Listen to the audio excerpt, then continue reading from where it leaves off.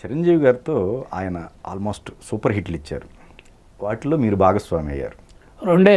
అదే 2 మంచి సినిమాలు సార్. మగమహారాజు, మహానాడులో మాయగాడు. మహానాడులో మాయ. అయితే లోక్ సింగ్ ఆ రోజుల్లో చిరంజీవి గారు అంటే లోక్ సింగ్ ఉండేవాడు కెమెరా. వాడు నేను ఏరారు మంచి ఫ్రెండ్స్ని. గ్యాంగ్ లీడర్ కానీ ఇంకో 2-3 సినిమాల్లో చాలా రోజులు నేను క్లాష్ చేసాను. అడ్జస్ట్మెంట్ చాలా మేబీ 10 రోజులు, 15 రోజులు, 20 రోజులు చాలాసార్లు చేసాం. అంటే రఘు గారు ఇక్కడ ఓపెన్గా ఒక మాట చెప్పండి. విజయబాపినేడి గారికి మిమ్మల్ని పెట్టుకోవటం ఇష్టం, చిరంజీవి గారికి లోక్ సింగ్ గారిని పెట్టుకోవడం ఇష్టం. అట్లా క్లాష్ అయింది అనుకోవచ్చు. అలా కాదండి. అదేంటంటే గీతా ఆర్ట్స్ అల్లు అరవింద్ గారు ఎప్పటి నుంచో ఉంది ఆ బ్యానరు. ఆ బ్యానర్లో లోక్ సింగ్ ఉన్నాడు ఫిక్స్డ్.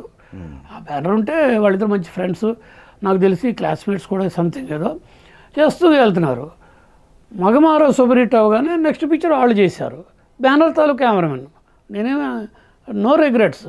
కాకపోతే ఏంటంటే సహజంగా ఒక సినిమా ఫస్ట్ సినిమా చేసి నేను రెండో సినిమా ఎక్స్పెక్ట్ చేస్తాను కదా, ఎవరైనా అంతే.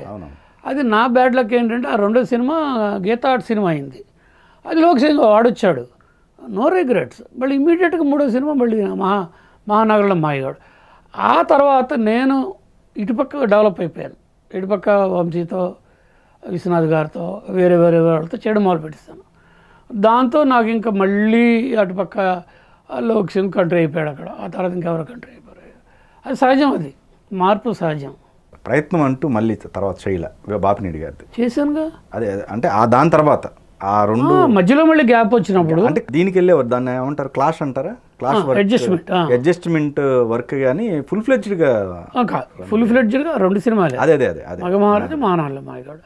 మిగిలినటన్నిటికీ అడ్జస్ట్మెంట్, వేరే కెమెరాకి అడ్జస్ట్మెంట్.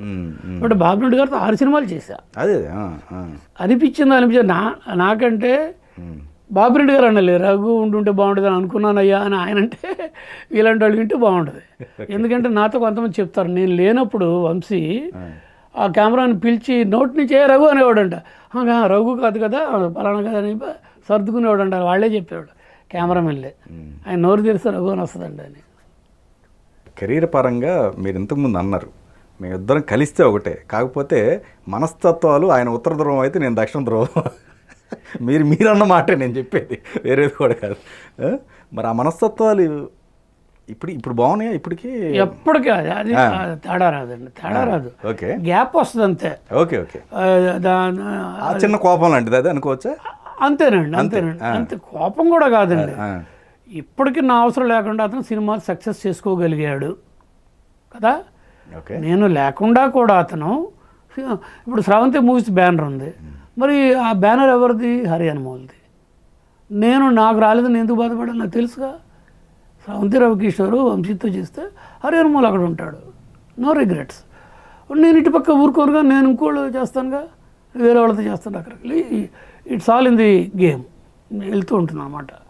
కాకపోతే ఏంటంటే ఎప్పుడైనా నేను ఎక్స్పెక్ట్ చేసి మిస్ అయినప్పుడు ఒక చిన్న ఫీలింగ్ ఉంటుంది, అరే మిస్ అయిపోయాను అని చెప్పేసి. దానికి ఒకసారి ఎప్పుడో ఏదో సినిమా కోసం ఒక సినిమా కళ్ళు తర్వాత రెండో సినిమా నేను ఒకటి చేయాల్సి వచ్చిందనమాట. ఏ క్లాస్ ఆఫ్ 84 అని రియల్ స్టోరీ, అమెరికల్చర్ real story, Bengaluru film festival opening cinema. నాకు బాగా ఇష్టమైన సబ్జెక్టు. దాన్ని నేను ట్రీట్ చేసుకొని సుమన్ హీరోగా ఒప్పించి, సుమన్ కూడా చేస్తా అన్నాడు, అతను మెయిన్ క్యారెక్టర్గా. బట్ జైల్లో వెళ్ళిపోయాడు కదా, బయటకు వచ్చిన తర్వాత నా పిక్చరే చేయాలి ప్రామిస్ కూడా చేశాడు. బయటకు వచ్చిన తర్వాత నేను లేను, దాని కారణాలు వేరే ఉన్నాయి. అలా ఉన్నప్పుడు నేను బాధపడుతూ ఎక్కడ ఒక చోట స్టేట్మెంట్ ఇస్తే అల్లు అరవింద్ గారు నాతో అన్నారు, రఘు అంటే క్లోజ్ క్వార్టర్స్లో ఉన్నప్పుడు అన్నాను, నీ సినిమా అయితే అది నీకు రాసి పెట్టుంటే ఎన్ని అడ్డంకులు వచ్చినా, కొంచెం బూత్ మాట కూడా ఉంటుంది అందులో, ఎన్ని అడ్డంకులు వచ్చినా నీకు వచ్చి తీరద్ది. నీకు రాసి పెట్టేది నా సినిమా, నువ్వు ఎన్ని డాష్లు చేసినా నీకు రాదు. సినిమాలో ఈ సూత్రం నువ్వు దగ్గర పెట్టు, గుర్తుపెట్టు అన్నారు. అక్షరాలు నిజమంది అన్నారు అని చెప్పారు. కాబట్టి నో రిగ్రెట్స్ అండి, వస్తే వచ్చింది లేకపోతే లేదు, అంతే. ఆ సినిమా పేరు చెప్తారండి వంశీ గారు? అది ఆ సినిమా ఏది మీరు అనుకున్న తర్వాత మధ్యలో పోయినాను, ఆ సినిమా ఏంటండి? ఆ సినిమా అది అసలు మెటీరియల్స్ అవ్వలేదండి. తర్వాత అదే ప్రొడ్యూసరు సుమన్తో గొడవ పెట్టుకుంటే అది తర్వాత ఇంకెవరో రకరకాలుగా మారి ముత్యాల సుబ్బయ్య గారు వేరే ఆ ప్రొడ్యూసరు ఆయనతో చేసుకున్నాడు. ఎందుకంటే సుమన్ గారు బయటకు వచ్చిన తర్వాత అతను ఫ్రెండ్ సర్కిల్ అంతా కూర్చొని వంశీతో చేయను నెమ్మదిగా, అవన్నీ కాదు కదా, ముందు రాఘవేంద్ర సినిమా కోదండ రెడ్డి గారితో వచ్చిన వీళ్ళు చేసి సెట్ అయిన తర్వాత వంశీతో చేయమని అంటాం. అది కొంచెం చిన్న ఇది అవ్వడం, ఇతను బయటకు రావడానికి కారణమైన ప్రొడ్యూసరు నాకు చేస్తావు చేయవు అంటే అప్పుడు ముత్యాల సుబ్బయ్య గారు చేయడం జరిగింది. అది వేరే సబ్జెక్ట్, అది వేరే మ్యాటర్. అప్పుడప్పుడు ఒక హెల్దీ వాతావరణం మీ ఇద్దరి మధ్య, వంశీ గారికి మీకు మధ్య ఒక వాదం జరిగేదంట. నేను ఇలా అయితే నువ్వు అలా అని చెప్పేసి మళ్ళీ కూల్ అయిపోయేవాళ్ళంట. మాట్లాడుకోవడం జరిగేదా కొంత షెడ్యూల్లోనే? లేదా ఇది ఎక్కడ ఇది గాసిపోయానండి, అలాగే ఎప్పుడూ లేదండి. 1-2 చోట్ల ఆర్టిస్టులు మేకప్ దగ్గర గొడవ పెట్టినప్పుడు నేను మేకప్ తీసామన్నప్పుడు చిన్న ఇన్సిడెంట్స్లో ఏంటయ్యా అది అవతల హర్ట్ అయ్యేట్టుగా నువ్వు మాట్లాడితే ఎలాగయ్యా అని అన్నాడు తప్పించి అదే లేదు. మేకప్ తీసేయమని నేను అన్నప్పుడు అది అవతల ఆర్టిస్ట్ హర్ట్ అయితే దాంట్లో కూల్గా చెప్పేవాడు తప్పించి మాకిద్దరికి ఎప్పుడూ వెళ్ళలేదు. అసలు ఎందుకు తీయమనేవాళ్ళు మీరు? అంటే అది డైరెక్టర్ది కదా, మీరు ఎందుకు అనేవాళ్ళు? అయ్యో మేకప్ డైరెక్టర్స్ అని ఎలా అంటారు అందరిది. అదేలే, అంటే ఆయనకి అవసరపడి ఆ విధంగా చేసి అది కాదా. ఆ రోజున నేను చేసిన దాని కారణం వేరు. అవునా? మేకప్ రెగ్యులర్గా వచ్చే మేకప్ నేను టింట్ సెట్ చేసి స్టిల్ తీసి మేకప్ మ్యాన్కి ఇచ్చి మేకప్ బాక్స్లో పెట్టుకొని ఇదే ఎప్పుడు కావాలి, ఎప్పుడైనా ఇదే టింట్ రావాలని. ఆ రోజున సడన్గా టూ బ్రైట్గా వస్తే మేకప్ మ్యాన్ని చెడామడ తిడితే అతను నోరు మూసుకొని సార్ నేను చేయలేదు సార్ అన్నాడు. నేను చేయలేదంటే వాళ్ళు చూసుకున్నారన్నారు. అప్పుడు మా మేకప్ తీసేస్తారా అన్నారు. అది చిన్న రప్చర్ అయింది అంతే, అంతమంది చేయలేదండి, వేరే లేదు. భానుప్రియదేగా ఈయన ఫేవర్గా మాట్లాడటం జరిగింది. అక్కడే మాట్లాడలేదు. తర్వాత నాతో అన్నాడు ఇంకో పద్ధతిలో చెప్పు ఉండాల్సిందే, అందరూ ముందు లైట్స్ ఆఫ్ వెళ్ళు మేకప్ తీసుకురా అని అన్నావు, నువ్వు ఇరిటేషన్ మూడ్లో ఉన్నావు, అది కొంచెం హర్ట్ అయింది అని అన్నాడు. మరి మీరు తర్వాత భానుప్రియ గారికి సారీ చెప్పడం కానీ? నేనా చెప్పలే, నెవర్. సినిమా మానేస్తాను కానీ చెప్పను, తప్పు నాది కాదు. Okay okay. ఒకటే ఏంటంటే నేను అందరి ముందు అలా చెప్పకుండా ఉండాల్సింది అనేది అది వేరే విషయం.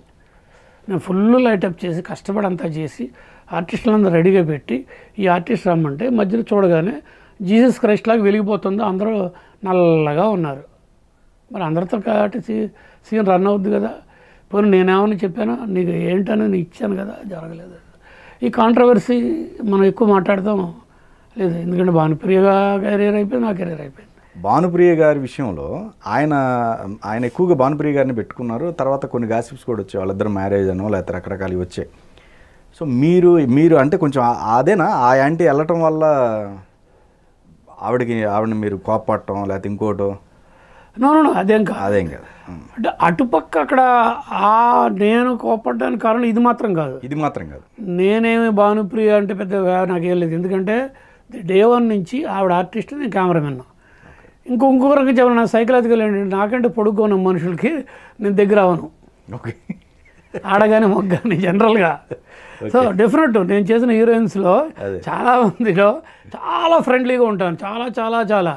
కానీ అవతల నేను నిలబడితే కొంచెం పొడుగుంది అనుకో, నా సైకాలజీ అంతే అంతే అనమాట. అది లేదు, ఒకటే అతను రాముడు అయితే నేను లక్ష్మణుడు అనుకున్నాను తప్పించి నిజానికి వయసులో నాకంటే చిన్నవాడు వంశీ. అస్సలు డ్రీమ్లో కూడా ఎక్కడ కూడా ఇంకోరైనా అభిప్రాయం లేదు. అతను ఇష్టపడడం మొదలుపెట్టాడు, అవన్నీ నాకు తెలుసును, చాలా చాలా జరిగినాయి. కెరీర్ ఇచ్చాడు కాబట్టి ఆ అమ్మాయి కూడా అతను కోఆపరేట్ చేసింది, ఏవో జరిగినాయి. గాసిప్స్ కొంత గాసిప్ ఎక్కువ వెళ్ళింది, కొంత నిజం ఉంది. అవన్నీ నాకు సంబంధం లేని మ్యాటర్స్. అతను డైరెక్టర్గా నన్ను సినిమా పిలిచాడా, భానుప్రియ అవ్వచ్చు, కాకపోవచ్చు అక్కడ హీరోయిన్, అంతే, యాజ్ సింపుల్ యాజ్ దట్.